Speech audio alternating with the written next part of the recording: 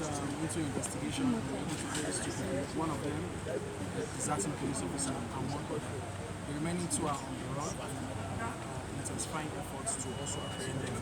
And lastly, we have two robbers here who invaded a car stand in the Lokoju area of Lagos State and stole a Toyota Hilux.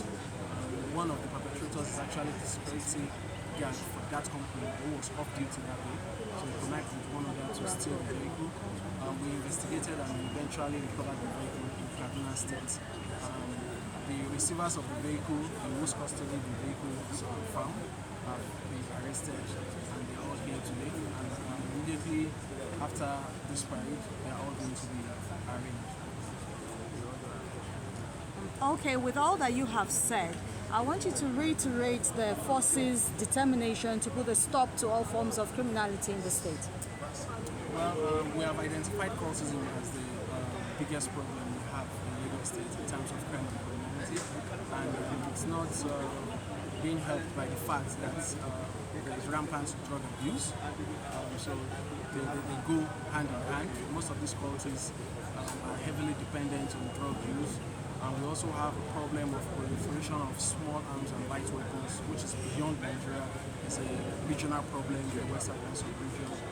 So we've identified this, and that has made the Commissioner of Police in Lagos State, CP Gombo, to decentralize our tactical units to ensure that these tactical units are taken away from the command headquarters and taken to the doorsteps. I mean, the battle is taken to the doorsteps of these cultists, and that's why we've identified the hotbeds of cultism in the state, and we have deployed these tactical units. We have one station in Punjab, we have one station in Surulere, and we have one station in Badagry, we have one station in the headquarters here, and so on, all around Lagos. And this decentralization has been yielding fantastic results. As I speak to you, we have over 100 cultists being prosecuted, and today we have more that will be prosecuted. And in fact, we have some other cultists we did not bring out today because we are still investigating. We are not taking them to court yet. So it's yielding fantastic results, and we are encouraged by the results we have recorded so far. So I can assure you that the Commissioner of Police is redoubling efforts, is intensifying efforts to ensure that we continue to mop up these cultists and bring it to the best level. I can also tell you for a fact that we are expanding the capacity of the tactical units. In the coming week, we are mobilizing more police officers into this unit. We also want to commend the chairman of Isolo LCDA, who 2 weeks ago donated a utility vehicle to the tactical unit. So with all of these supports that we get from the operations and with our own renewed vigor to fight it, we can assure you that in the nearest future it will be brought to the very level. If I might add, beyond the policing, beyond the tactical and the strategic means of, cutting off crime, you just talked about drug problem, which is primarily a social problem. In that direction, what is the police doing at the level of interagency collaboration to help stem that instead of getting into all of the trouble of having to chase and arrest, instead of dealing with the root problems itself? Yes. I'm happy that I talked about the drug problem first, so that's a testimony. I mean, that shows that we actually identified that problem before now. And we have a very robust relationship with the NDLA in Lagos. A very robust relationship. Just 2 days ago, the Deputy Commander of NDLA in Lagos State, Mr. Kazim, was here in the headquarters, and we had a meeting. And that's not just one-off. We meet regularly and we collaborate. And if we are the first to stumble on suppliers of drugs, we get them arrested and hand them over to the NDLA. So we support them that much. The parade of suspects we had before now, the last one we had before this one, you recall that we had a large seizure of drugs, and I mentioned during that parade that we were handing over the exhibits and the suspects to the NDLA. So we are working, and it's also encouraging that of recent, Lagosians have trusted us more.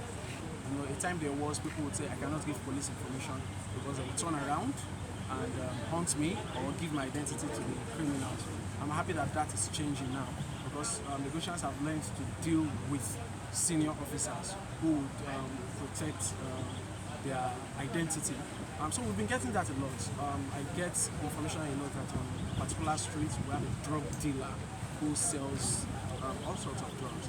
So like you asked, we are working to cut the supply chain because that would help us a lot to prevent rather than making us react to what's happening. So it's an ongoing collaboration and we intend to intensify it further. Okay, and away from the cultism and all of that, over the weekend there was this incident at Ikotuegbe where a water tank fell on an adjacent building and it crashed to the head of a 20-year-old man. Okay, so I want to get a police perspective on this because it's one incident that is like trying to become, common these days. What advice do you have, for people who are building or who are erecting overhead tanks just to prevent such casualties from happening? I think it's straightforward. They should just adhere to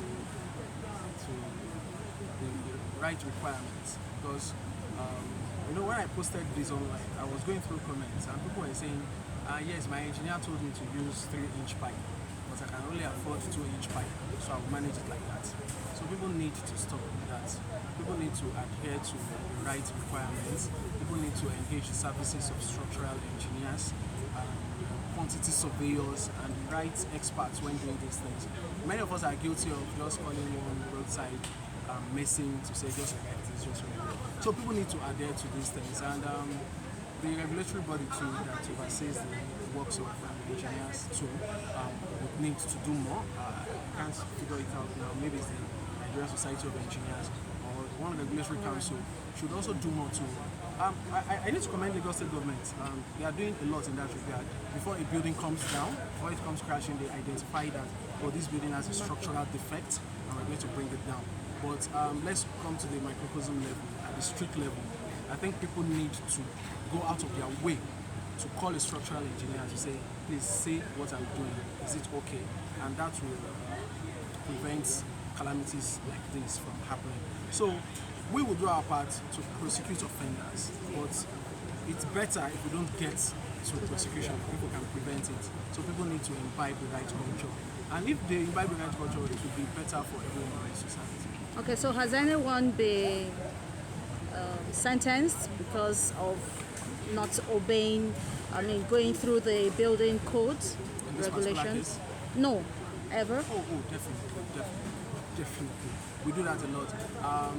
In fact, the building that collapsed in Ikoyi, the big story, that big building that came crashing, almost everybody involved in that story, that building was brought over to the headquarters, structural engineer, quantity surveyor, even architect, everybody was brought in. So yes, we do prosecute. And but when it gets to prosecution, I cannot determine how long it will be in court, but we do prosecute. Because I asked this so that